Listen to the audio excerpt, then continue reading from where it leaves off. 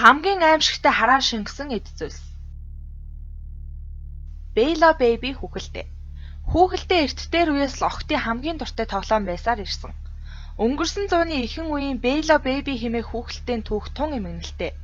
Түүний хоёр цэцэгтэй нас оржээ. Цус багдах өвчтөе Рози Маны охины эцэг их гой хүүхэлдэй хийж өгөөч гэж хүүхэлдэйн алдарт мастер Чарльз Уинкоксоос хүсжээ. Маш гой хүүхэлдэй хараад бяцхан охин ихэд баярлав. Гэтэл 2 хоногийн дараа Рози сүүлчийн бэлгээ бяцхан гартаа атгасаар өнгөрчээ. 12 жилийн дараа Рози охины ээж хуучин юм зардаг хүнээс нөгөө хүүхэлтэйг худалдаж авав. Хэдэн өдрийн дараа бүсгүй цонхоор өсөрч нас оров. Тэр яг охин шигээ гартаа хүүхэлтэйг тас атгасан байлаа. 1998 онд чөтгөрийн хүүхэлтэй генет Оросд гарч ирэхэд төлөгч Влад Тауны шуу худалдаж авчээ. Түүний цуслангийн байшинт тэр хүүхэлдээнээс гэрийн муурнууд нь хүртэл айж дөлдөг гин. Уйлж буй хөвгүүний хараалт зураг. Уйлж буй хөвгүүний хүрэг зургийн тухай хачирхалтай түүхийг хүргэе. 1985 оноос эхлэн Америкийн нэгдсэн улс болон Их Британд цуврал гал түүмэр гарч олныг гайхшруулж байв. Уг түүмэрт албан байгууллага айл гэргээд 58 газар өртжээ. Хачирхалтай нь эдгээр түүмэр гарсан газар болгонд уйлж буй хүү нэртэй хүрэг зураг үлгөөтэй байсан байна. 1980-ад оноос нэрд гарч байсан уг зургийг Браголи хэмээн алдаршсан Испани зураач Бруно Амадио зуржээ. Тэрээр 1969 онд Мадридэд амьдарч байхдаа эцэг их нь түүмэр шатаж амиа алдсан Дон Ванила хэмээх өнчин хүүг олж хамт амьдрах болжээ. Тухайн үедээ жаал хүү шатаж буй байшинд аав ээжтэйгээ хамтдаа байсан ч хачирхалтай шалтгаанаар амьд үлдсэн байна. Түүнийг хотынхан азтай жаал гэдэг байж. Харин хүүг ирсний дараахан золгүй тохиолдлоор Браголинид урлан шатаж үгүй болоход тэрээр жаал хүүг буруутхан зэмлэхэд хүү ихэд гомдон уйлжээ. Тэр цагаас хойш хэн ч түүнийг хараагүй бөгөөд жаал хүүг автын ослоор өнгөрсөн гэлцдэг. Түүмэр гарсан газрууд бүгд үнсэн нуранг босон ч гагцхүү хүүгийн зураг ямар ч гэмтэл шатлалгүйгээр гарч ирдэг болсон олныг гайхад хүргэжээ. Тус зургийг дэлхийд даяар уйлж буй хүүгийн хараар шингэсэн зураг гэдгээр нь мэддэг. Англид цуврал түүмэр гарч эхэлсний дараа гал өнөөгчд дуудлага авмагцаал түүмэр гарч байгаа газар ирсэн боловч түүмэр дийлдэхээргүй болсон байжээ. Гал өнөөгчд ариу боломжтой бүх арга хэмжээг авсан боловч байшин бүхэлдээ шатаж үнс нурмал үлдсэн аж. Харин шатаагүй нэг л зүйл үлдсэн нь уйлж буй жаал хүү зургийн хуулбар байсан байна. Тэд өмнө нь нэг нурангаас энэхүү зургийг олсон байна. Энэхүү зүйлийг харсан Петр Хоолгих гал өнөөгч болсон явдлыг өөрийн ахтай хэлэхэд ах нь итгээгүйгээр барахгүй зургийн хуулбарыг авч ханандаа үлгэжээ.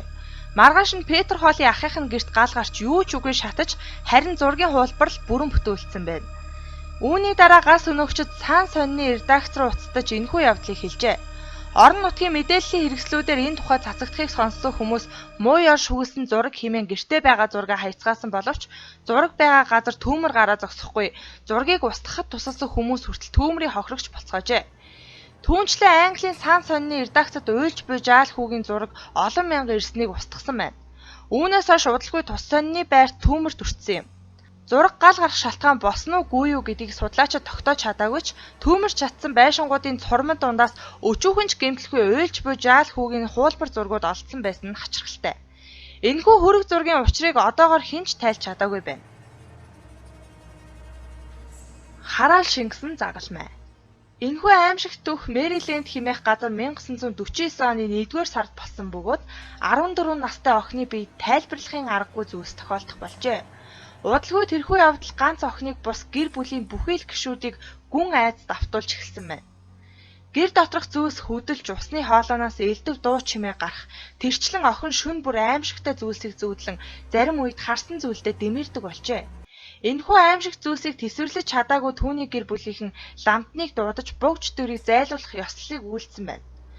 Түүнд бурхны ариун усыг цацаж загалмай доор ёслолыг үйлдсэн гэдэг. Бяцхан охин энэ үед хамгийн аимшигтай зүс царай дууг гаргаж түүний биеэс нэгэн аимшигтай зүйл загалмайд шингэсэн болохыг тухайн үед нүдээр харсан хүмүүс хэлдэг байна. Мөн тэр мөчөөс хойш тус загалмайг үлгсэн газарт элдв чимээ гарч аимшиг зүйлсүүд тохиолдох болжээ. Уг бодит явдлаас сэдвэлсэн ном хэвлэгдэж уран сайхны кино бүтээгдсэн байдаг.